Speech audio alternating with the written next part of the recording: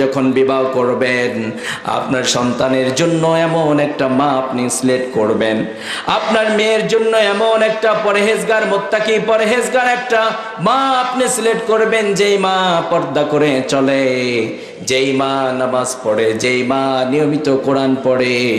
আপনারা বলুন তো, যেই মেয়েটি নিয়মিত কোরআন পড়ে, যেই মেয়েটি পর্দা করে চলে, আপনি যখন ওই রকম একটা মেয়েকে বিয়ে করবেন, মেয়ের বিয়ের পরে আপনার সন্তান দুনিয়ার বুকে আসবে, মাকে দেখে দেখে কন্যা সন্তানটি পর্দা শিখবে। কথা বলেন ঠিক কিনা? আপনি যদি এইরকম নামাজি একটা মেয়েকে বিবাহ করতে পারেন, আপনার সন্তানের কিন্তু এটা হক। আপনি যখন বিবাহ করছেন, আজকে যুবকরা শুধু দেখে যেখানে টাকা আছে, চামড়া সাদা, বিবাহের পরে হতাশ, সন্তান কথা শোনে না, স্ত্রী কথা শোনে না। আরে ভাই, আপনার সন্তানের জন্য এমন মুত্তাকি একটা মা আপনি উপহার দেন, যেই মা নামাজ পড়ে, যেই মা মুত্তাকি পরহেজগার। আপনার মেয়ে যখন আসবে পৃথিবীর বুকে, মা নামক ভার্সিটি থেকে পর্দা শিখবে। কথা কন না কা? আপনারা বলুন তো, মহিলা প্যান্ডেল আছে না? মায়েদের সংখ্যা মনে অনেক বেশি, আমি শুনলাম। আজকে আমাদের বোনেরা পর্দা করতে চায় না। আমাদের বোনেরা নিয়মিত তারা ইসলাম রিসার্চ করে না, তারা কোরআন পড়ে না। আজকে আধুনিকতার নাম দিয়ে মুসলিম নারীরা নিজেদের পোশাক আশাক খাটো করে কিভাবে নিজেদেরকে নগ্নতার অলঙ্গপনায় ভাসিয়ে দেয়া যায়, সেই স্লোগান আর সেই চেষ্টাই করছে। কথা বলেন ঠিক কিনা? কিন্তু রব্বুল আলামিন বলছেন, মুসলিম নারীরা, তোমরা যখন তোমাদের প্রয়োজনে ঘর থেকে বের হবা, সেই মূর্খতার যুগে নারীদের মতো তোমাদের বিউটি, তোমাদের সৌন্দর্যগুলোকে তোমরা ওপেন করে দেবে না। তোমরা যখন ঘর থেকে বের হবা, তখন তোমরা পর্দা করে নেবা। রব্বুল আলামিন বলছেন, ওয়াকারনা ফি বুয়ুতিকুন্না ওয়ালা তাবাররাজনা তাবাররুজাল জাহিলিয়াতিল উলা। রব্বুল আলামিন বলছেন, ও মুসলিম নারীরা, তোমরা যখন তোমাদের প্রয়োজনে ঘর থেকে বের হবা, তোমরা সেই মূর্খতার যুগের নারীদের মতো তোমাদের বিউটি, তোমাদের সৌন্দর্যগুলোকে তোমরা ওপেন করে দেবে না। যখন তোমরা তোমাদের প্রয়োজনে ঘর থেকে বের হবা, তখন পর্দা করে নেবা। অর্ডারটা কার? সবাই বলেন, অর্ডারটা কার? রব্বুল আলামিন মায়েদের মর্যাদা দিয়েছেন, কারণ ইসলামে নারীদের মর্যাদা অনেক বেশি না কম? মায়েদের পেটটাকে রব্বুল আলামিন খুনি বানিয়ে দিয়েছেন।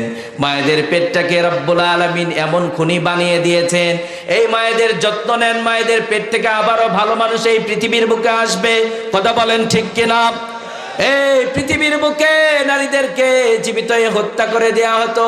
এমন একটা সময় ছিল, যেই সময় নারীদেরকে জীবিতই হত্যা করে দেয়া হতো। নিজের বাবা নিজের মাকে জীবিতই হত্যা করে দিত, নিজের বাবা নিজের কন্যা সন্তানকে জীবিতই হত্যা করে দিত। কারণ ওই সময় নারীদের কোনো মান আর মর্যাদা ছিল নাকি? কোনো মান আর মর্যাদা ছিল না। রব্বুল আলামিন মায়েদের মর্যাদা দিয়েছেন। বিশ্বনবী সাল্লাল্লাহু আলাইহি ওয়াসাল্লামের কাছে একজন সাহাবী গেলেন। সাহাবীটার নাম হচ্ছে দাহিয়া। নাম কি? দাইয়াতুল কলবি রাদিয়াল্লাহু তাআলা আনহু। বিশ্বনবী সাল্লাল্লাহু আলাইহি ওয়াসাল্লামকে ডাক দিয়ে বললেন, নবীজি, আমি যদি এখন ঈমান আনি, রব্বুল আলামিন আমার জীবনের সমস্ত গুনাহগুলো মাফ করে দেবে নাকি? বিশ্বনবী বলছেন, দাহিয়া, তুমি তো ঈমান আনো নাই, রব্বুল আলামিন ঈমান যদি আনো, তোর জীবনের সমস্ত গুনাহগুলো মাফ করে দেবে। ও দাহিয়া, ঈমান আনো, রব্বুল আলামিন তোকে ক্লিন করে দেবে, তোর জীবনের সমস্ত গুনাহগুলো মাফ করে দেবে। এই কথা শোনার পরে দাইয়া বিশ্বনবী সাল্লাল্লাহু আলাইহি ওয়াসাল্লামকে ডাক দিয়ে বললেন, নবীজি, আমার জীবনে এত বড় একটা পাপ করেছি, এত বড় একটা গুনাহ করেছি, আবার মন বলে রব্বুল আলামিন আবার সব অপরাধগুলো যদি মাফ করে দেয়, এই অপরাধটা মাফ করে দেবে না। বিশ্বনবী বলছেন, দেখিয়া কত বড় জুলুম করেছো, কত বড় পাপ করেছো, কত বড় অন্যায় করেছো, বর্ণনা দাও। বিশ্বনবী বলার পরে দাইয়া বলছেন, নবীজি, আমি নিজ হাতে আমার কন্যা সন্তানকে আমি জীবিতই হত্যা করে দিয়েছি। বিশ্বনবী বললেন, কেন হত্যা করে দিয়েছো? কেমনে হত্যা করে দিয়েছো? বর্ণনা দাও। দাইয়া বলছে নবীজি আমি বিজনেসের জন্য বাইরে যেতাম, দীর্ঘদিন বিজনেসের জন্য বাইরে থাকতাম, আমার স্ত্রী গর্ভবতী, স্ত্রীকে ডাক দিয়ে বললাম যদি তোমার পেট থেকে কন্যা সন্তান ভূমিষ্ঠ হয় তুমি তাকে জীবিতই হত্যা করে দেবা। কারণ ওই সময় কন্যা সন্তানদের কোনো মান আর মর্যাদা ছিল না, নিজের বাবা নিজের কন্যা সন্তানকে জীবিতই হত্যা করে দিত। বিশ্বনবীকে বলছেন নবীজি এই কমিটমেন্ট দিয়ে আমি বিজনেসের জন্য বাইরে গেলাম, দীর্ঘদিন বিজনেস করে যখন বাড়িতে ফিরে এসেছি, বাড়িতে প্রবেশ করেই দেখি আমার আঙিনার মধ্যে সুন্দর ফুটফুটে চেহারার একটা কন্যা সন্তান ঘোরাফেরা করছে। এই স্ত্রীকে ডাক দিয়ে বললাম এটা কার কন্যা সন্তান?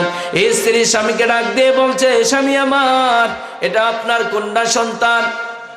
স্ত্রীকে বললেন আমি না বলেছিলাম যদি কন্যা সন্তান ভূমিষ্ঠ হয় তুমি তাকে জীবিতই হত্যা করে দেবা, কেন হত্যা করে দাওনি?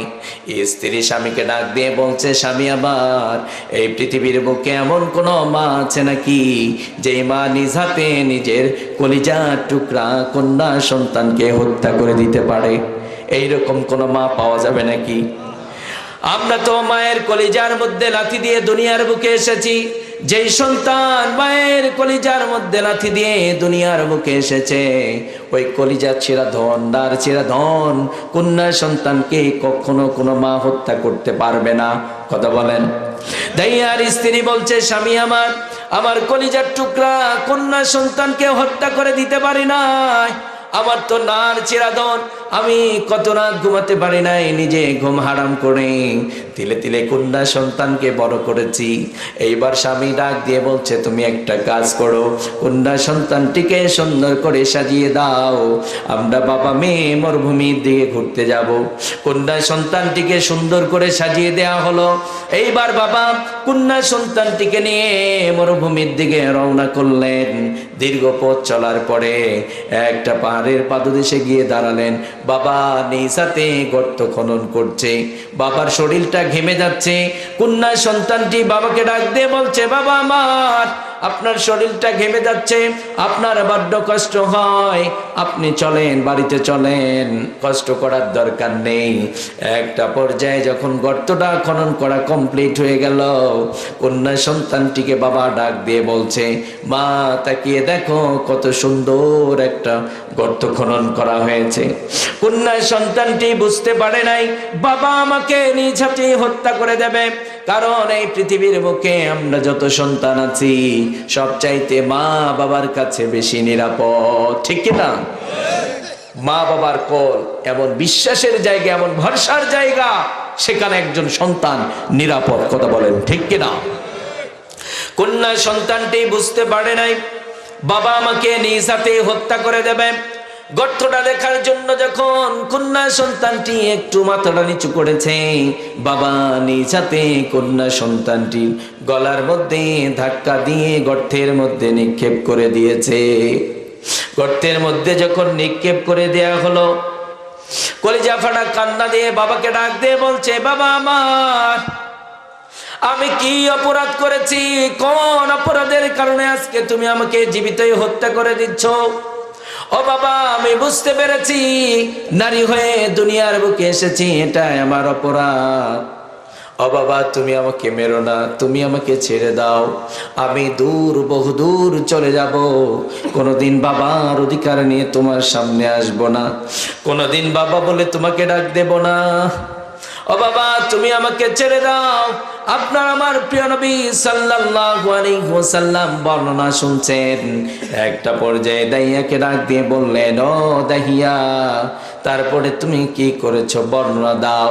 দাইয়া বলছেন নবীজি একটা পর্যায়ে একটা চাক্কা পাথর হাতে নিলাম, কন্যা সন্তানটির কলিজা বরাবর যখন আঘাত করে দিয়েছি বাবা বলে এমন একটা চিৎকার দিয়েছে আজও পর্যন্ত ওই বাবা চিৎকার আমার কানের মধ্যে বাজে। বিশ্বনবী আমার মন বলে রব্বুল আলামিন আমার সব অপরাধগুলো যদি মাফ করে দেয়, এই অপরাধটা মাফ করে দেবে না। বিশ্বনবী আমার মন বলে রব্বুল আলামিন আমাকে ক্ষমা করবে না। আপনার আমার প্রিয় নবী সাল্লাল্লাহু আলাইহি ওয়াসাল্লাম দাইয়াকে ডাক দিয়ে বললেন, ও দাইয়া, অনেক বড় অপরাধ করেছো, অনেক বড় পাপ করেছো। তুমি এখন যদি ঈমান আনো, রব্বুল আলামিন তোমার জীবনের সমস্ত গুনাহগুলো মাফ করে দেবে। অন্য ধর্মাবলম্বী ঈমান আনার পরে তার কি কোনো গুনাহ থাকে? মায়েদের জন্য এই ঘটনা থেকে, এই হিস্টোরি থেকে মায়েদের জন্য শিক্ষা হচ্ছে, মা এই পৃথিবীর বুকে নিজের বাবা নিজের মেয়েকে জীবিত হত্যা করে দিত। আপনারা বলুন তো, দিত কি দিত না? নিজের বাবা নিজের মেয়েকে জীবিত হত্যা করে দিত, কারণ নারীদের কোনো মান আর মর্যাদা ছিল না। ইসলাম দিয়েছে মায়েদের মর্যাদা। ঠিক ওই সময় ইসলাম মায়েদেরকে মৃত্যুর হাত থেকে বাঁচিয়ে দিলেন।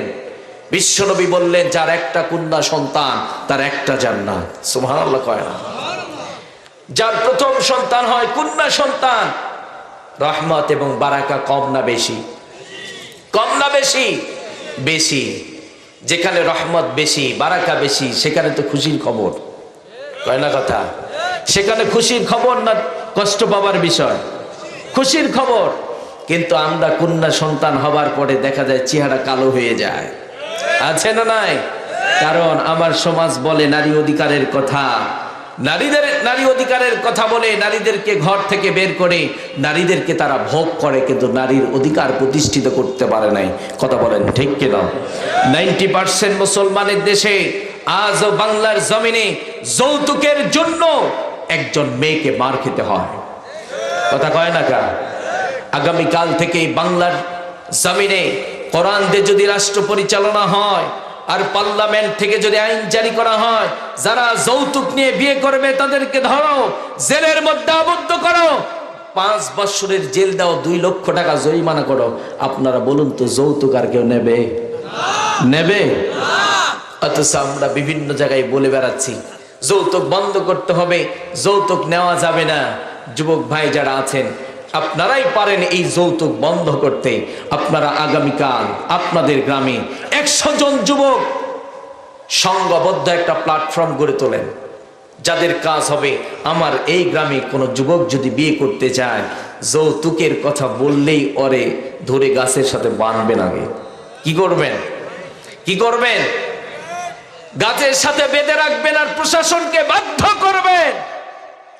আপনারা বাল্য বিবাহের আইন করে নির্দিষ্ট একটা বয়স সীমা বেঁধে দিয়েছেন, সেখানে গিয়ে আপনারা, একটা মেয়ের 18 বছর হয় নাই, একটা ছেলের পূর্ণ বয়স হয় নাই, আপনার বাল্য বিবাহের আইন আছে না নাই বাংলাদেশে? আছে না নাই?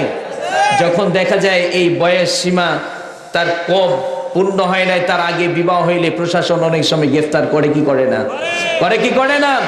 প্রশাসনের ভাইদেরকে বলছি, আপনারা ওই জায়গাগুলোতে গিয়ে আপনারা ভেরিফাই করছেন, বাংলার প্রতিটা গ্রামে গ্রামে আপনাদেরকে অভিযান চালাতে হবে। যারা যৌতুক নিয়ে বিয়ে করবে তাদেরকে ধরে ধরে জেলের মধ্যে আবদ্ধ করতে হবে। কথা বলেন ঠিক কিনা? কারণ যৌতুক নারী নির্যাতন বাড়িয়ে দিয়েছে। অনেক পুরুষ আছে 2-3টা সন্তান হয়ে গেছে, তারপরও বউকে যৌতুকের জন্য মারে। এইরকম পুরুষ আছে না নাই? আছে না নাই? আর মায়েরা তাদের কথা শুনে ঘর থেকে বের হওয়া শুরু করেছে। তারা মনে করছে আমাদের দাম ঘরের মধ্যে থাকলে আর বাড়বে না, পুরুষের পাশাপাশি আমাদেরকেও কাজ করতে হবে। আছে না নাই? আছে না নাই? যুবক ভাই, বোনকে পর্দা করাতে হবে, রাজি আছি তো? যারা বিয়ে করেছেন স্ত্রীকে পর্দা করাবো, রাজি আছি তো? পর্দা করান, কারণ নারী আত্মমর্যাদা হচ্ছে পর্দার মধ্যে। যেই নারীটা পর্দা করে দেখবেন, তাকে দেখলে সম্মানে মাথা নিচু হয়ে যায়। কথা বলেন ঠিক কিনা? সম্মানে মাথা নিচু হয়ে যায়, তার দিকে খারাপ কোনো নজর কেউ দিতে পারে না। কথা বলেন ঠিক কিনা? তবে পর্দা হতে হবে আল্লাহর সন্তুষ্টির জন্য। মডার্ন পর্দা হলে কাজ হবে না। এখন আমাদের বোনেরা এমন বোরকা পরে, যেই বোরকা দিয়ে যুবকদেরকে ভেলকি মারে। হ্যাঁ যুবক ভাইরা, আছে না নয়? বোরকার ভেলকি দিয়ে যুবক কাত নাই। যুবককে বলে জান তোমারে প্রমিস দিলাম জীবন যাবে তোরে ছাড়বো না। এই যুবক ভাইয়েরা আছে না নাই? যুবক বলে আমিও প্রমিস দিলাম জীবন যাবে তোরে ছাড়বো না। দেখবেন যুবক ভাই তোমার চেয়ে আর একটু সুন্দর টাকাওয়ালা পেলে তোমাকে বলবে 6 তালাক। কয় তালাক? 6 তালাক দিয়া বাই বাই টাটা বলে আরেকজনের পিছনে ছোটে। আছে না নাই? আছে না নাই? আজকে যুবক ভাইয়েরা দেখবেন এই অবৈধ প্রেম প্রীতির ফাঁদে পড়ে পড়ালেখা সব শেষ। আছে না নাই?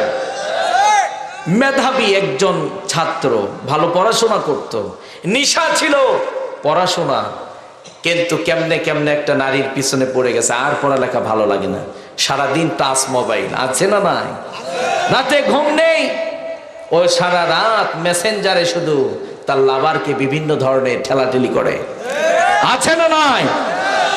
যুবক তোমরা যারা আজকে মনে করছো, অনেক যুবক আছে তো চেহারা ভালো, তো চুলের কাটিং দিয়া একটা বাইক নেই, সামনে যদি কোনো মেয়েকে পায় চুলের এমন ভাঁজ দেয়, দেখবেন অনেক মেয়ে একদম অজ্ঞান হয়ে যায়। আছে না নাই? আছে না নাই? আপনারা বলুন তো, দুনিয়ার যেই নারীকে দেখে আপনি পাগল হয়েছেন, এই নারীটা 40 বছর হবার পরে কি ওর যৌবনের জোয়ার থাকবে? থাকবে? যেই যুবক তুমি আজকে ভাবছো আমার গায়ে অনেক শক্তি, আমার অনেক সুন্দর চেহারা, যুবক তুমি মনে করছো আমাকে আর হারায় কি, আমি পৃথিবীকে জয় করব।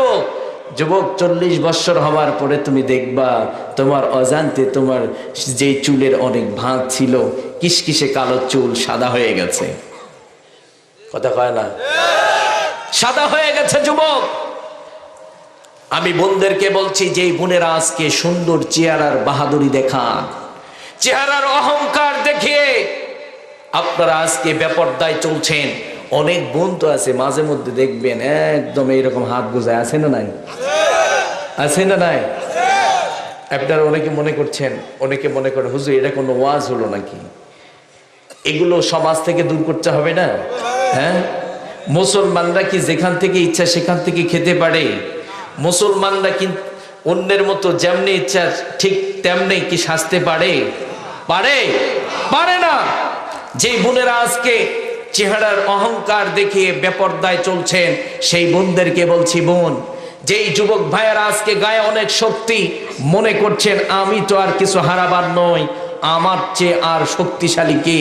যুবক ভাই 40 বছর হবার পরে মাথার চুলটা যখন পেকে যাবে, পাঞ্জাতে আর জোর থাকবে না, মাজা আগের মতো আর চলবে না, আপনাকে বলছি বোন, আপনাকে বলছি চ্যালেঞ্জ, পৃথিবীর এমন কোন ব্যক্তি নেই তোমার হারানো যৌবনকে আর ফিরিয়ে দিতে পারে। কথা কন না কা?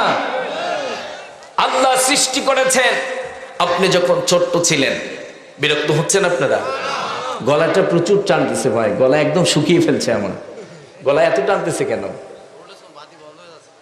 গলা টানলে তো কথা বলতে পারবো না, গলা একদম শুকিয়ে যাচ্ছে আমার। আপনারা কি বিরক্ত হচ্ছেন? আর কিছুক্ষণ চলবে? মানে আমি আপনাদেরকে বুঝাতে চাচ্ছি, মুসলমানের মেয়েরা ডাক্তার হবে, মাস্টার হবে, মুসলমানের সন্তানরা ছেলেরা ডাক্তার হবে, মাস্টার হবে, ইঞ্জিনিয়ার হবে, কোনো সমস্যা নেই, কিন্তু ওরা কোরআনুল কারীম এবং বিশ্বনবীর সুন্নাহর গভীর জ্ঞানও তাদের মধ্যে থাকবে। কিন্তু আজকে আমরা মুসলমান ইংলিশ পারি, কোরআন পারি না। কয় না কা কথা? আমরা আজকে বাংলা পারি, কোরআন পারি না। এটা কি মুসলমান নাকি? কে বলেছে মুসলমান আপনি? আজকে যুবক ভাইয়েরা এই যে বসে আছে, আমি যদি একটা একটা করে পরীক্ষা নেই, ওনাকে যদি আমি জিজ্ঞেস করি আপনি মুমিন না, আপনি মুসলমান না, আপনি ঈমানদার না, উনি বলবে হ্যাঁ লাব্বাইক, আমি তো মুসলমান, আমার বাবা মুসলমান, আমিও মুসলমান। আমি যদি বলি কেমনে মুসলমান বলো তো? আচ্ছা আপনারা বলুন, মুসলমান কি এমন কোন সাবজেক্ট, এমন কোন বিষয় শুধু বললেই মুসলমান হয়ে যাওয়া যায়? ঈমান এমন কোন বিষয়, আমি বললাম আমি ঈমানদার, হয়ে গেলেন ঈমানদার? আপনি ঈমানদার, আপনি স্বীকৃতি দিবেন আমার রব আল্লাহ, বিশ্বাস করবেন আমার রব আল্লাহ, আপনার জীবনের প্রতিটা কাজ হবে সেই রবের বিধান দিয়ে। কথা বলেন ঠিক কিনা? আজ 95% মুসলমানের দেশে আমরা বলছি আমরা মুসলমান, আমরা ঈমানদার। আপনি সুদি কারবারি করেন কেমনে? কথা কয় না? তো ইমানদার হলেন কেমনে আপনি? হ্যাঁ, শুধু মাঝে মধ্যে একটু হুঙ্কার দিয়ে কি ইমানদার? জান্নাতে যাওয়া যাবে? এত সস্তা? নো। যুবক ভাই, এই জন্য বলছি, আপনাদেরকে বলছি, আপনারা ডাক্তার হন, মাস্টার হন, কোনো সমস্যা নেই, তবে সব কিছুর আগে আপনাকে কোরআন এবং সুন্নাহ শিখতে হবে। আমরা রাজি আছি তো? রাজি আছি তো? সন্তানগুলোকে কোরআন শিক্ষা দেব, রাজি আছি তো? কোরআন প্রতিটা শিক্ষার সঠিক ব্যবহার শিখে দেবে। আপনি ডাক্তার হবার পরে আপনি ডাকাতি করবেন না, কোরআন ইনসাফ শিখিয়ে দেবে। কোরআন সন্তানকে শিখিয়ে দেবে পিতামাতার কিভাবে খেদমত করতে হয়। কথা বলেন ঠিক কিনা? বোনদেরকে বলছি, বোন, ইসলাম দিয়েছে আপনাদের মর্যাদা। একটা নারীকে ইসলাম 3 ভাবে মর্যাদা দিয়েছেন। কয় ভাবে? 3 ভাবে মর্যাদা দিয়েছেন। একটা নারীকে ইসলাম ছাড়া মায়েদের মর্যাদা আর কেউ দিতে পারে নাই। সেই নারীদেরকে আপনারা যদি যত্ন না নিতে পারেন, তাদের পেট থেকে আর ভালো মানুষ আসবে না। কথা বলেন ঠিক কিনা? আমরা যেন মায়েদের যত্ন নিতে পারি। আগামীর বাংলাদেশে যারা রাষ্ট্র ক্ষমতায় আসবে, আমরা তাদেরকে বলতে চাই, আর আমরা চাই সংগ্রাম করে হলো কোরআনকে বাস্তবায়ন করেই ছাড়বো ইনশাআল্লাহ। আগামীর বাংলাদেশে পার্লামেন্ট থেকে পর্দার আইন জারি হবে। বেপর্দায় কোনো মুসলমানের সন্তান চলতে পারবে না। কথা বলেন ঠিক কিনা? এই আইন যদি জারি হয়ে যায়, কোন পিতা তার মেয়েকে যদি পাতলা পোশাক কিনে দেয়, তার মেয়েকে যদি বেপর্দায় ছেড়ে দেয়, তাকে গ্রেফতার করা হবে, তাকে আইনের মুখোমুখি করানো হবে, বিচারের সম্মুখীন করা হবে। আপনারা বলুন তো, একটা নারীও কি বেপর্দায় চলবে? চলবে? কিন্তু এই আইনগুলো করা হচ্ছে না কেন? সমান অধিকারের নামে নারীদেরকে ভোগ করার গভীর চক্রান্ত চলছে। কথা বলেন ঠিক কিনা? কথা বলেন ঠিক কিনা? আল্লাহ আপনাকে আমাকে কোরআন এবং সুন্নাহ দিয়ে রাষ্ট্র সমাজ পরিচালনা করার তৌফিক দান করুন। সবাই পড়েন আমিন। সম্মানিত ভাইয়েরা আমার, আমি আজকে আপনাদের সামনে মহাবিশ্বের চিরবিস্ময় বিপন্ন পৃথিবীর অনিবার্য ঠিকানা আল কোরআন আল কারিমের সূরাটির নাম হচ্ছে আলে ইমরান। সবাই বলবেন সূরাটির নাম। যুবক ভাইয়েরা একটু খেয়াল করেন, আমার গলাটা প্রচুর শুকিয়ে যাচ্ছে, বুঝতে পেরেছেন তো? এই জন্য একটু কষ্ট হচ্ছে। আজকে আমি একটা সাবজেক্ট নিয়ে আলোচনা করব, সাবজেক্ট ওপেন করব। তার আগে এই সাবজেক্টটা ওপেন করবার জন্য আমি আপনাদের সামনে মহাবিশ্বের চিরবিস্ময় বিপন্ন পৃথিবীর অনিবার্য ঠিকানা আল কোরআন আল কারিমের সূরাটির নাম হচ্ছে আলে ইমরান। সবাই, সূরাটির নাম কি? সূরাটির নাম কি? সবাই বলে না। মুসলমানের সন্তান কোরআনের মাহফিলে বসার পরে এনার্জি লো হয়ে যায়, মানে হাস্য উজ্জ্বল চেহারা থাকে না, কিন্তু যাত্রা পালায় বসার পরে আর ঘুম ধরে না, ও খালি লাপায়। কথা কয় না কেন? কোরআনের মাহফিলে বসার পরে সুবহানাল্লাহ বলতে পারে না, সূরাটির নাম কি বলতে পারে না, কিন্তু যখন যাত্রা পালায় বসে, যুবকরা তো আনন্দ করবেই। সামনে আর কয়েকদিন মাত্র, আর কয়দিন? হ্যাঁ, 31st নাইট পালন করবে না? এই করবে না? বীরগঞ্জের যুবক ভাইয়েরা ভালো, 31st নাইট পালন করব না আমরা যারা এখানে উপস্থিত হয়েছি। যুবক ভাইয়েরা, আজকে আমরা ইহুদি